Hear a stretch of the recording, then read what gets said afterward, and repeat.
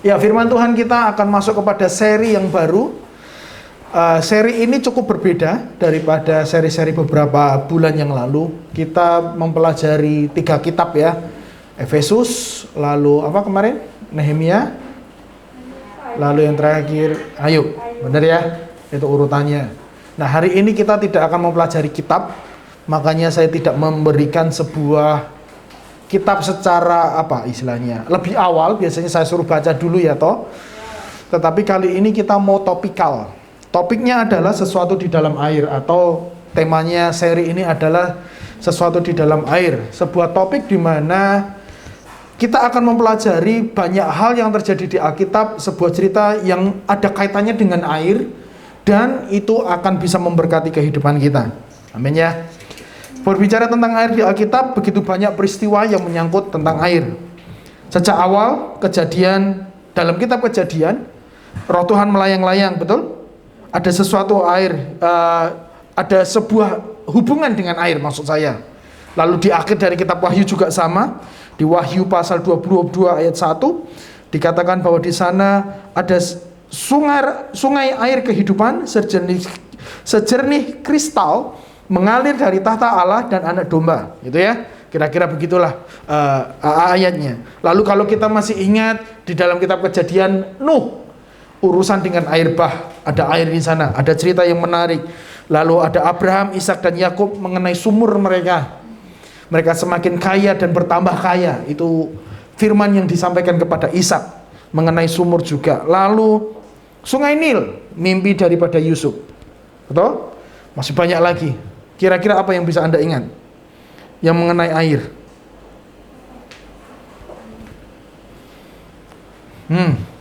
Wah, nggak ingat atau masih belum bangun ini? Air bah tadi sudah, Nuh, Bahtera Nuh. Yesus belajar berjalan di atas air, belajar. Petrus juga berjalan di atas air. Begitu banyaklah di Alkitab yang bisa kita lihat ya toh. Sungai Yordan, sesuatu yang sangat penting juga dalam kehidupan kita. Baik di perjanjian lama Sungai Yordan dan juga Sungai Jordan yang ada di perjanjian baru. Itu juga sebuah perairan yang dapat memberkati kehidupan kita dari ceritanya di atas. Nah, hari ini kita mau belajar, kita mau melihat daripada Laut Merah. Tema daripada firman Tuhan kita pada hari ini adalah finding a way out. Oke? Menemukan jalan keluar. Oke? Saya mau beritahukan dulu secara peta bagaimana perjalanan bangsa Israel keluar dari Mesir ke Kanaan. Oke? Minimal Anda pernah tahu inilah, dan Anda harus tahu. Orang Kristen kalau nggak tahu tentang perjalanan ini, tolong baca Alkitab lagi. Itu saja. Saya tidak menghakimi tidak masuk surga, bukan. Tetap masuk surga. Cuman malu-maluin aja kalau nggak tahu tentang cerita ini, ya toh?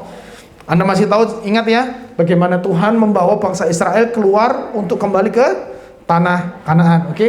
Mereka berangkat dari satu kota bernama Ramses atau Rameses bahasa Inggrisnya. Lalu Tuhan membawa mereka keluar untuk kembali kepada Kanaan. Sesungguhnya ada sebuah jalan pintas atau jalan terdekat untuk membawa mereka langsung ke Kanaan, yaitu melalui pesisir utara daripada apa bahasanya ini ya, pulau inilah katakanlah, oke? Namun Tuhan tidak membawa mereka lewat sana. Tuhan membawa kepada area yang lain. Nanti kita bahas di sana, oke?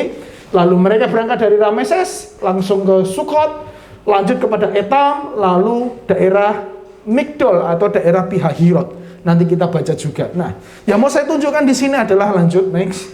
Nah, Laut Merah itu sesungguhnya ini sesungguhnya Rameses. Jadi kalau lewat dari sini ini sekitar 11 hari, kurang dari 2 minggu sesungguhnya perjalanannya. Kenapa tidak lewat dari sana? Karena ini adalah bangsa Filistin itu di sekitar sini.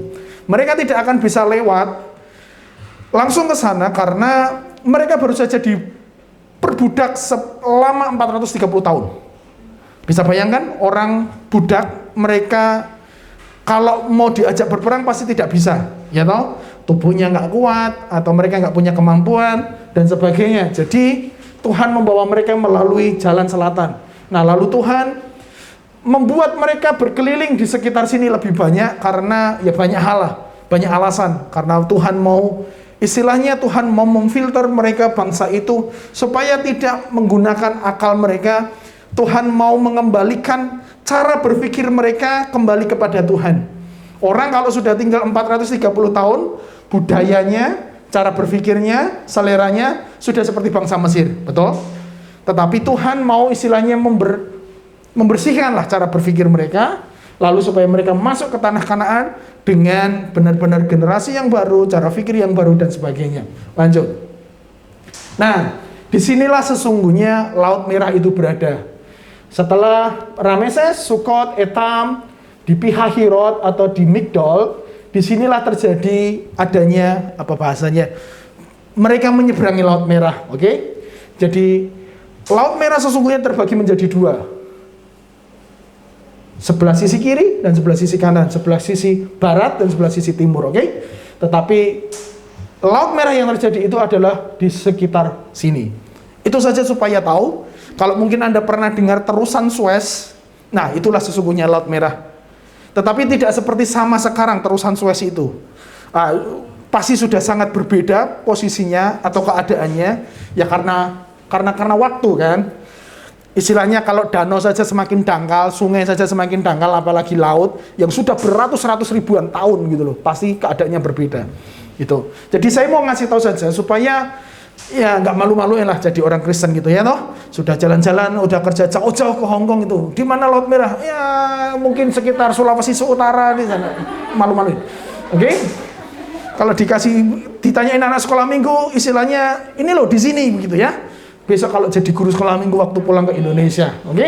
Jadi di sekitar inilah terjadi di mana mereka melakukan perjalanan untuk menyeberangi Laut Merah, oke? Udah ya? Oke. Sekarang saya mau tanya, siapakah di sini yang pernah masuk ke dalam sebuah situasi yang terjepit? Situasi yang terjepit, artinya seperti sebuah peribahasa yang bernama bagai makan buah si malakama. Next. Dimakan ibu mati, tidak dimakan ayah yang mati. Pernahkah Anda berada dalam sebuah situasi yang sangat terjepit? Pernah? Kita semua pasti pernah ya. Kita semua pasti nggak tahu mau mengambil keputusan apa. Betul? Mau diambil, kita nggak tahu ini membawa kepada sebuah perjalanan hidup atau tidak. Tapi kalau mundur, kita juga istilahnya terjepit juga, ada masalah. Saya masih ingat ya, ada sebuah film daripada judul film dari Warkop DKI, maju kena mundur kena, ya toh? Susahnya minta ampun untuk mencari jalan keluar. Nah, itulah yang dialami oleh bangsa Israel pada saat itu. Itulah sesungguhnya inti daripada cerita bangsa Israel di depan waktu mereka keluar daripada tanah Mesir di bawah Tuhan kepada satu titik. Mereka tidak tahu mau kemana. Mereka dalam keadaan yang terjepit. Ketika kita semua dalam masalah atau kita ke dalam sebuah keadaan yang sama atau keadaan yang terjepit, satu hal yang ingin saya langsung katakan saja di awal, ketika engkau berada saat Anda menghadapi situasi Laut Merah, hal yang harus Anda lakukan adalah memandang Tuhan dengan penuh kepercayaan. Ketika engkau terjepit, maka engkau harus tetap memandang kepada Tuhan dengan penuh kepercayaan. Kau pandang wajahmu dan berseru, pertolonganku datang darimu. Ketika engkau tidak tahu mau mengambil keputusan apa, maju kena, mundur kena, kamu mau mengambil keputusan ayah, ibu yang mati atau ayah yang mati istilahnya, tetaplah memandang kepada Tuhan dengan penuh kepercayaan. Mengapa? Nah, kita akan melihat 3 hal mengapa kita harus tetap memandang kepada Tuhan ketika situasi kita terjepit. Oke? Mengapa kita harus percaya kepada Tuhan di tengah keadaan yang terjepit? Yang pertama, selalu ingatlah bahwa Tuhan yang memegang kendali kehidupan kita. Jangan pernah lupakan ini dalam hidupmu. Situasi masalah sesulit apapun, menyebalkan, menjengkelkan apapun, terjepit seperti apapun kehidupanmu, selalu ingat bahwa Dia Tuhan yang memegang kendali. Nah, kita akan melihat bagaimana Tuhan yang mengendalikan perjalanan mereka sesungguhnya. Kita mungkin sudah nonton banyak versi mengenai cerita ini. Kayak yang terakhir ada Prince of Egypt. Ada berbagai macam lah. Ada yang kartun anak-anak, maupun yang memang alkitabiah, ada yang memang istilahnya bersifat sekuler supaya bisnisnya laku. Nah, kita mau baca sekali lagi cerita daripada ini supaya kita memang bisa memahami bagaimana Tuhan mengendalikan segala sesuatunya. Yuk, kita baca bersama-sama. Saya tuliskan semua di sini. Pasal 13 ayat 17 sampai nanti pasal 14:31. Kita baca pelan-pelan, kita punya banyak waktu. Ayat 17. Setelah Firaun membiarkan bangsa itu pergi, Allah tidak menuntun mereka. Sebentar. Kalian masih ingat ya, cerita sebelum ini adalah Tuhan memberikan tulah 10 tulah, betul? Allah yang tulah yang terakhir Allah. Tulah yang terakhir adalah ketika anak sulung mati. Benar? Lalu cerita berlanjut, akhirnya mereka dilepaskan dan mereka keluar. Nah, ini yang dikatakan oleh Alkitab. Setelah Firaun membiarkan bangsa itu pergi, Allah tidak menuntun mereka melalui jalan ke negeri orang Filistin, walaupun jalan ini yang paling dekat. Yang tadi yang saya maksud pesisir utara. Sebab firman Allah, jangan-jangan bangsa itu menyesal apabila mereka menghadapi peperangan sehingga mereka kembali ke Mesir. Ingat, bagian awal Tuhan sudah mau menuntun mereka, Tuhan mengendalikan mereka. Tetapi Allah menuntun bangsa itu, Allah menuntun bangsa itu berputar melalui jalan di padang gurun menuju ke Laut Teberau atau Laut Merah. Dengan siap sedia berperang, berjalanlah orang Israel dari tanah Mesir. Musa membawa tulang-tulang Yusuf, sebab tadinya Yusuf telah menyuruh anak-anak Israel bersumpah dengan sungguh-sungguh, Allah tentu akan mengindahkan kamu, maka kamu akan harus membawa tulang-tulangku dari sini. Lanjut 20. Demikianlah mereka berangkat dari Sukot, berkemah di Etam, di tepi padang gurun. Tuhan berjalan di depan mereka. Kita bisa lihat bagaimana Tuhan benar-benar mengendalikan. Tuhan berjalan di depan mereka pada siang hari dalam tiang awan untuk menuntun mereka di jalan, dan pada waktu malam dalam tiang api untuk menerangi mereka, sehingga mereka dapat berjalan siang dan malam dengan tidak beralih. Tiang awan itu tetap ada pada siang hari dan pada tiang api pada waktu malam di depan bangsa itu. Lanjut. Lalu pasal 14 ayat 1 berkata seperti ini. Berfirmanlah Tuhan kepada Musa. Setelah berjalan, setelah diberitahu, akhirnya Tuhan ngasihkan sesuatu. Ini loh rute yang harus kamu lakukan. Ini loh yang harus kamu lakukan. Katakanlah kepada orang Israel supaya mereka balik kembali dan berkemah di depan pihak Hirot antara Migdol dan laut, tepat di depan Baal Zephon. Berkemahlah kamu di tepi laut. Istilahnya ini sudah jalan nih. Ini sudah jalan. Lalu Tuhan berkata, balik lagi dan berkemahlah di tepi laut. Paham sampai di sini? Artinya Tuhan dengan sengaja membuat mereka terjepit. Sudah jalan nih, tapi Tuhan ngomong apa? Balik kembali dan berkemah. Ada sebuah kesengajaan. Tuhan membawa mereka di tepi laut. Mereka nggak ngerti, yang penting Tuhan punya rencana sesuatu. Maka Firaun akan berkata tentang orang Israel, mereka telah sesat di negeri ini. Padang gurun telah mengurung mereka. Aku akan mengeraskan hati Firaun sehingga ia mengejar mereka. Ayat 17 tadi diberitahu bahwa setelah Firaun setelah Firaun membiarkan bangsa itu pergi. Berarti sudah ikhlas dong. Benar ya?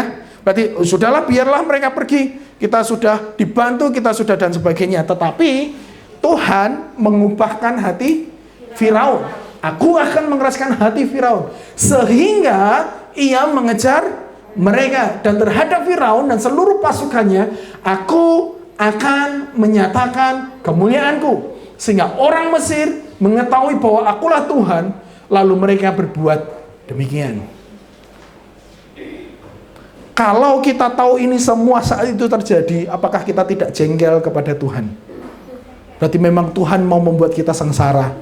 Kalau ceritanya berhenti di sini. Disitulah seringkali orang Kristen terlalu cepat menyimpulkan perjalanan hidupnya. Tuhan sengaja kayaknya memang. Kita berhenti dulu di sini, jangan kita ingat dulu cerita berikutnya. Enggak. Memang Tuhan seringkali membuat sebuah cerita dalam hidup kita secara sengaja. Tetapi kita tidak boleh terlalu cepat menyimpulkan perjalanan hidup kita. Karena Tuhan yang memegang kendali segala sesuatunya. Bayangkan loh, Tuhan sudah punya gambaran besar. Tapi Tuhan nggak ngomong loh bagaimana mereka akan dikeluarkan. Saya sebagai Musa katakanlah, ini gimana sih ini? Saya mau ngomong apa ini kepada mereka? Oke? Jadi saya mau memberitahu dulu di sini, jangan terlalu cepat membuat sebuah kesimpulan keputusan atas hidupmu, karena memang sesungguhnya Tuhan mengatur segala sesuatunya baik. Tuhan punya sebuah rencana yang besar. Aku akan menyatakan kemuliaanku. Tuhan mau menyatakan kemuliaannya dalam kehidupan kita. Tugas kita cuma satu, percaya saja kepada Dia, karena Dia yang pegang kendali segala sesuatunya. Lanjut. Supaya lebih menarik. Ayat 5, ketika diberitahukan kepada Raja Mesir bahwa bangsa itu telah lari, maka berubahlah hati Firaun dan pegawai-pegawainya terhadap bangsa itu. Itu pekerjaan Tuhan. Itu Tuhan yang bekerja, maka berubahlah mereka. Dan berkatalah mereka, apakah yang telah kita perbuat ini? Bahwa kita membiarkan orang Israel pergi dari perbudakan kita.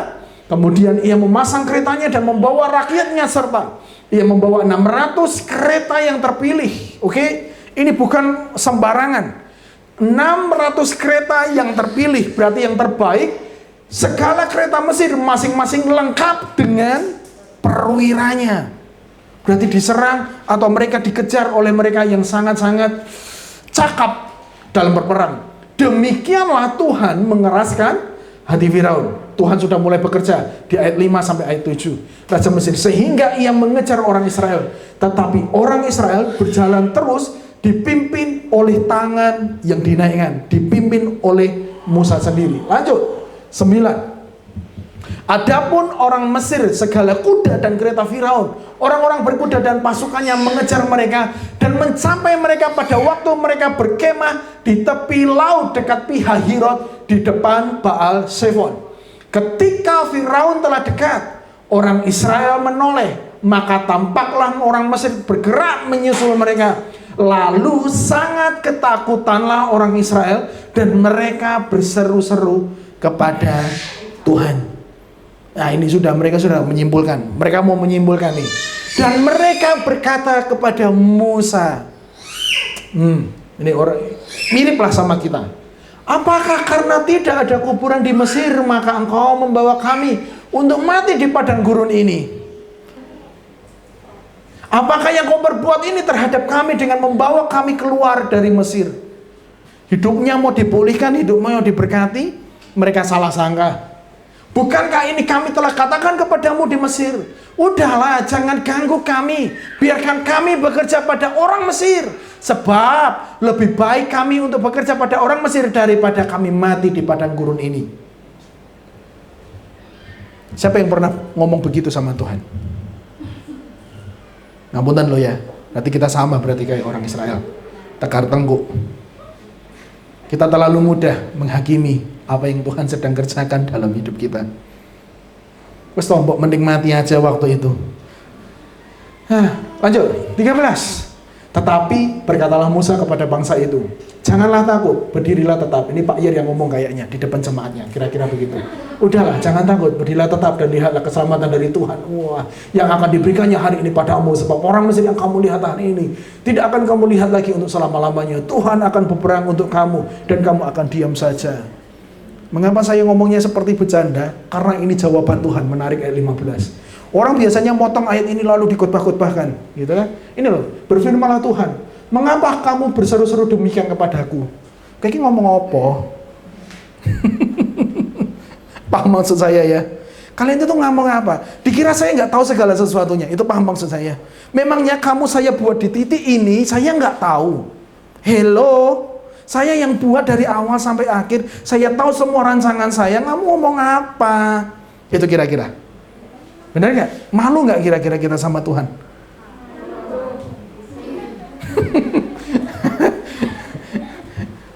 Ya, itu loh enaknya baca Alkitab kalau utuh tuh begitu itu. Karena seringkali kita comot ayat itu ya. Amin. Padahal kita malu ayat 15. Kamu itu ngomong apa? Ya toh, mengapakah engkau berseru-seru demikian kepadaku? Katakanlah kepada Israel supaya mereka berangkat. Sudah, berangkat, nggak usah banyak ngomong, itu maksudnya.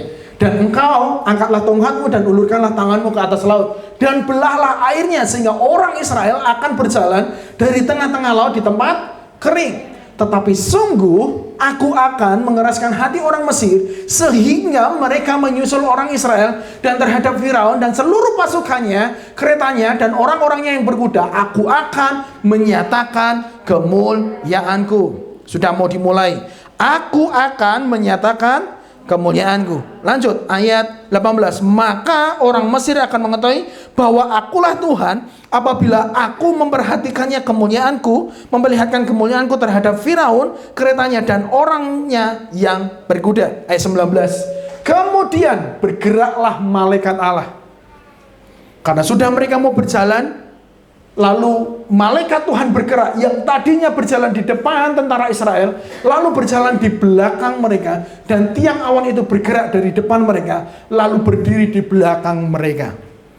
Ini adalah bagian daripada strategi Tuhan juga. Kenapa? Karena demikianlah tiang itu berdiri di antara tentara orang Mesir dan tentara orang Israel. Dan oleh karena awan itu menimbulkan kegelapan, maka malam itu lewat sehingga yang satu tidak dapat mendekati yang lain semalam-malaman itu. Jadi cara Tuhan melindungi mereka pun sangat-sangat elok.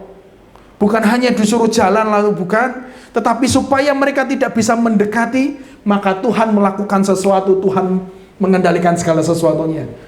Lalu Musa mengulurkan tangannya ke atas laut dan semalam-malaman itu Tuhan menguapkan air laut dengan perantaran angin timur yang keras membuat laut itu menjadi tanah kering, maka terbelahlah air itu.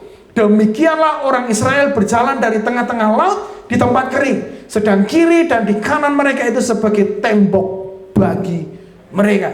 23. Orang Mesir mengejar dan menyusul mereka, segala kuda Firaun, keretanya dan orang-orang berkuda sampai ke tengah-tengah laut.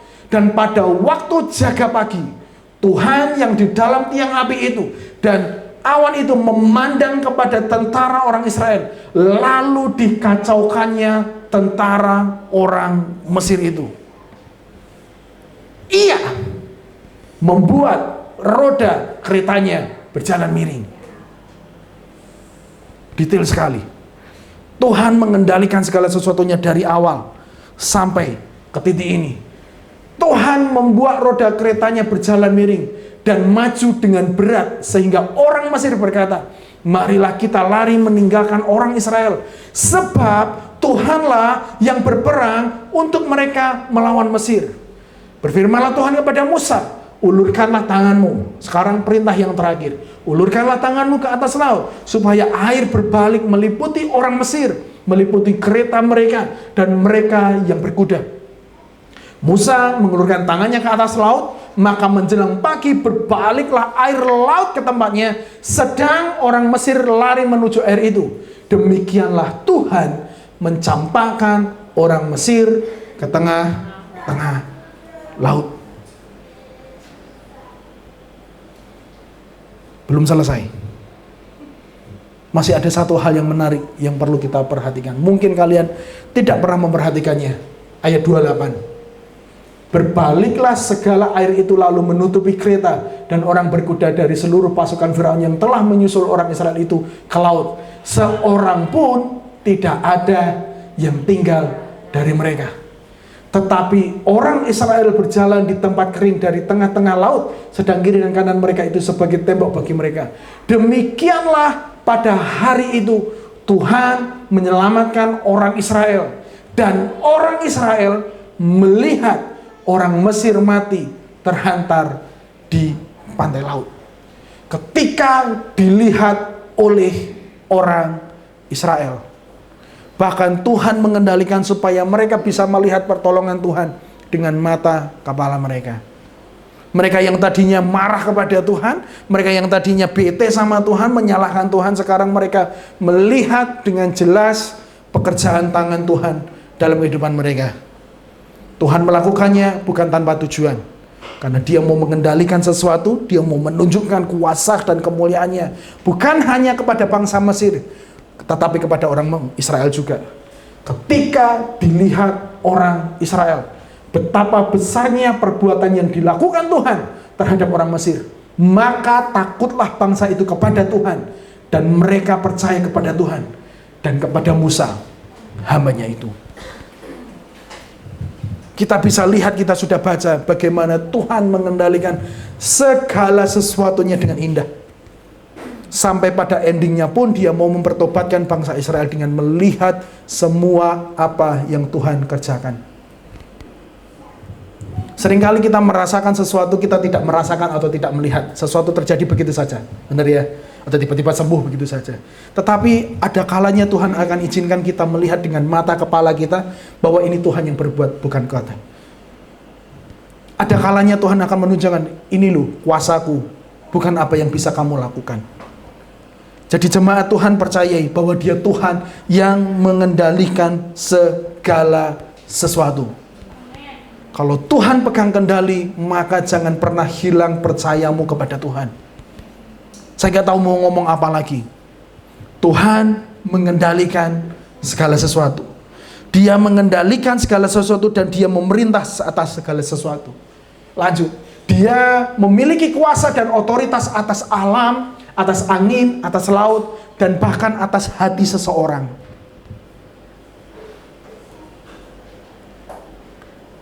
Makanya saya tidak pernah ragu untuk mendoakan majikan kalian untuk minta sesuatu hal khusus, favor, perkenanan Tuhan melalui majikan kalian.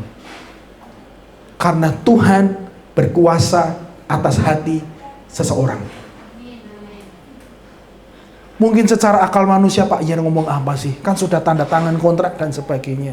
Hei, ingat, Tuhan bisa perintahkan Firaun. Tuhan bisa ubahkan hati Raja Nehemia. Apalagi majikan kita. Waduh, sayang live stream, semoga nggak ngerti bahasa Indonesia mereka. Jadi kita doakan, apapun yang engkau ingin lihat dalam kehidupanmu, khususnya dalam pekerjaanmu, minta Tuhan untuk mengubahkan hati mereka yang sulit, yang mempersulit, supaya kehidupanmu lebih baik. Tuhan pegang kendali, dia memiliki kuasa dan otoritas atas segala sesuatu. Dia dapat melakukan segala sesuatu dan menyelesaikan sesuatu. Dia mengetahui semua hal di masa lalu, di masa sekarang, bahkan di masa depan kita. Dia tahu segalanya bahkan sebelum sesuatu itu terjadi. Dan dia tahu jalan mana yang terbaik.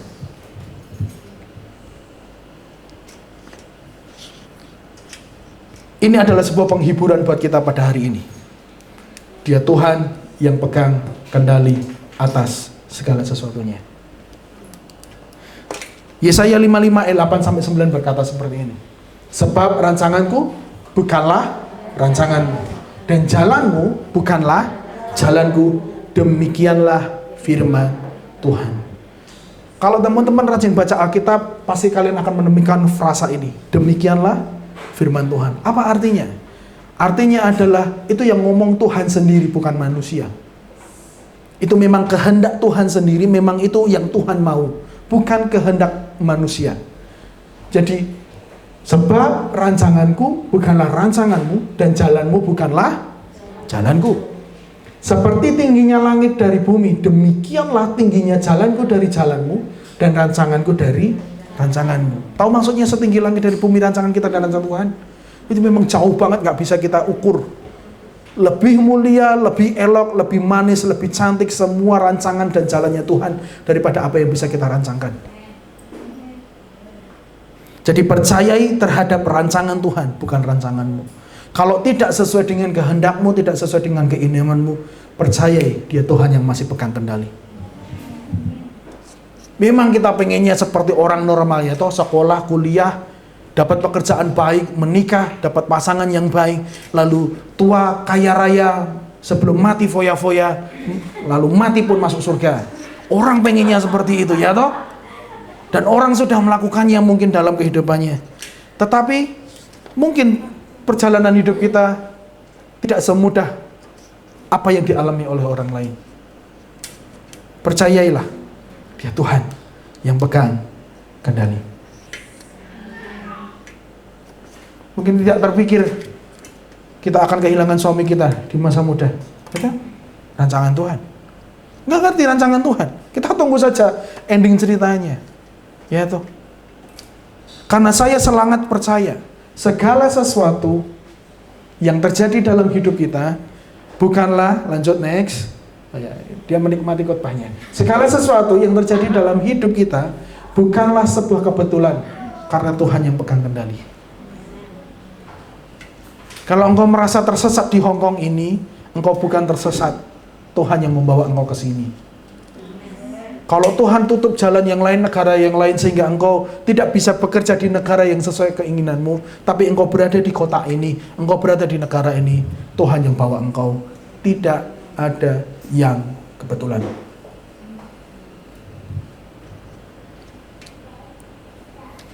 Tidak ada yang kebetulan dalam hidup kita. Ketika engkau bertemu seseorang, tetapi ending dari pertemuanmu itu menyakiti hatimu, selalu ingat, tidak ada yang kebetulan. Bukankah Tuhan sanggup mengubahkan yang buruk menjadi indah? Allah turut bekerja. Roma 8 ayat 28. Kasih tahu kiri kanan, segala sesuatu yang terjadi dalam hidup bukanlah sebuah kebetulan. Kasih tahu. Sungguh.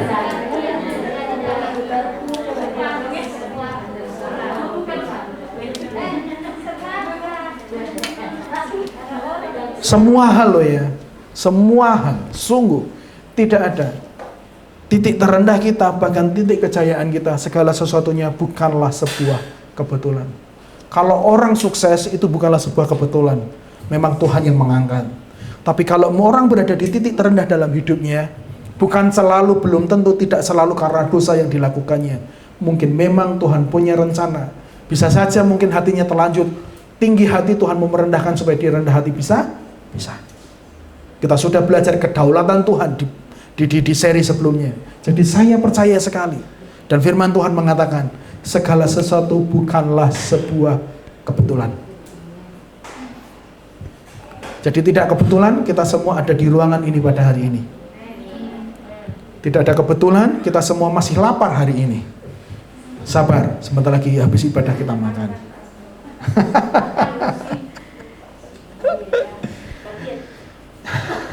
Tidak kebetulan ukuran kita besar hari ini. Mungkin Tuhan melatih kita untuk segera diet dan mengecilkan, mengatur semua pola makan dan pola hidup kita. Bukan sebuah kebetulan majikan berkata tidak kepada cuti. Bisa? Bisa. Bukan kebetulan Tuhan akhirnya mengubahkan hatinya. Ya sudah, memang kita sepakat libur hanya sekali sebulan. Tapi mulai hari ini, ya apalah, terserah sesuai dengan doamu, sesuai dengan permintaanmu. Tuhan bisa mengubah segala sesuatunya. Yang kedua, saya tidak lama, sudah jam 2, anak saya sudah merengek. Karena dia Tuhan yang setia. Ketika suasana kehidupan sepertinya terjepit, teruslah percaya kepada Tuhan, karena dia Tuhan yang setia. Di mana Pak kesetiaan Tuhan? Mari kita lihat. Lanjut, next. Keluaran 13 ayat 19 berkata, Musa membawa tulang-tulang Yusuf. Titik.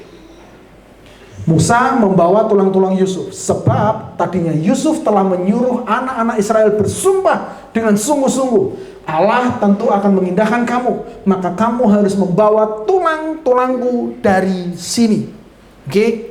Jadi saat itu Yusuf mati. Namun sebelum Yusuf mati, Yusuf berkata kepada orang-orang yang ada di sekitarnya, oke, ini adalah sebuah penggenapan dari sebuah nubuatan atau dari sebuah janji yang Tuhan katakan kepada, apa bahasanya ya, Abraham, Ishak dan Yakub, para pendiri atau para, apa istilahnya, nenek moyang daripada bangsa Israel. Dikatakan seperti ini. Lanjut, next. Kejadian, betul ya? Kejadian 50 ayat 24-26. Berkatalah Yusuf kepada saudara-saudaranya, tidak lama lagi aku akan mati. Tentu Allah akan memperhatikan kamu dan membawa kamu keluar dari sini. Ini adalah sebuah perkataan nubuatan, perkataan iman.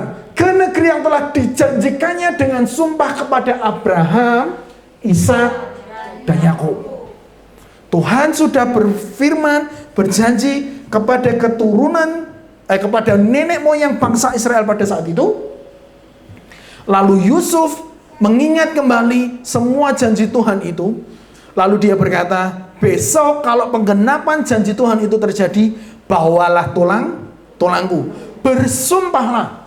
Lalu Yusuf menyuruh anak-anak Israel bersumpah, katanya, tentu Allah akan memperhatikan keadaanmu. Pada waktu itu kamu harus membawa tulang-tulangku dari sini. Kemudian matilah Yusuf berumur 110 tahun, mayatnya dirempah-rempahi dan ditaruh dalam peti mati di Mesir. Udah? Setelah itu mereka masuk kepada sebuah perbudakan. Setelah Yusuf mati, bangsa Israel diperbudak. Nanti baca di Keluaran pasal 1. Rajanya berubah, tetapi rajanya tidak suka mereka ini menjadi semakin besar. Mereka dipekerjakan semakin keras, tetapi semakin keras, semakin banyak orangnya. Semakin banyak laki-laki yang lahir. Maka dikeluarkanlah perintah, semua bayi laki-laki harus dibunuh. Maka dibawalah Musa ke sungai, lalu ketemu dengan Firaun. Begitu teruslah ceritanya sampai kepada Keluaran pasal ke-13 ini. Kalau di dalam Alkitab Keluaran 1 sampai 13 itu sekiranya itu pendek. Tapi berapa lama itu? 430 tahun. 4 abad Tuhan menggenapi firman-Nya. 4 abad Tuhan masih pegang janjinya. 4 abad itu masih dari Yusuf sampai pada mereka benar-benar keluar. Nggak tahu berapa lama lagi, nggak tahu berapa ratus tahun lagi, ketika kita menghitung pertama kali Tuhan menjanjikannya kepada Abraham. Paham maksud saya ya? Jadi perkataan Tuhan meskipun lebih daripada 4 abad, perkataannya tetap tergenapi. Jadi Tuhan itu sungguh setia terhadap setiap janji-janjinya. Teruslah percaya kepada Tuhan ketika keadaanmu terjepit. Ingatlah kepada janjinya, karena Dia Tuhan yang setia terhadap janji-janjinya. Ketika kehidupanmu sulit, jangan pernah lupakan segala firman yang tertulis di dalam Alkitab, karena Dia Tuhan yang setia terhadap firman-Nya. Mazmur 33 ayat 4 berkata seperti ini. Semua perkataan Tuhan dapat dipercaya. Ia setia dalam segala perbuatannya. Manusia mungkin tidak setia, manusia mungkin mengecewakan, tetapi tidak bagi Tuhan. Perkataannya sungguh dapat dipercaya. 2 Timotius 2 ayat 13 dari terjemahan sederhana Indonesia. Walaupun begitu, kalau kita hidup kurang setia sesuai dengan kehendaknya, Dia akan tetap setia menepati segala janjinya kepada kita, karena Dia tidak bisa menyangkal perkataannya sendiri. Perkataan yang dikatakan 430 tahun sebelumnya akhirnya tergenapi saat mereka keluar. Jadi jemaat Tuhan, setialah menunggu penggenapan janji Tuhan. Percayailah perkataannya setia, perkataannya dapat dipercaya. Di bagian yang kedua, Allah yang setia maksudnya adalah perkataan Tuhan dapat dipercaya karena Dia Tuhan yang setia. Itu maksudnya.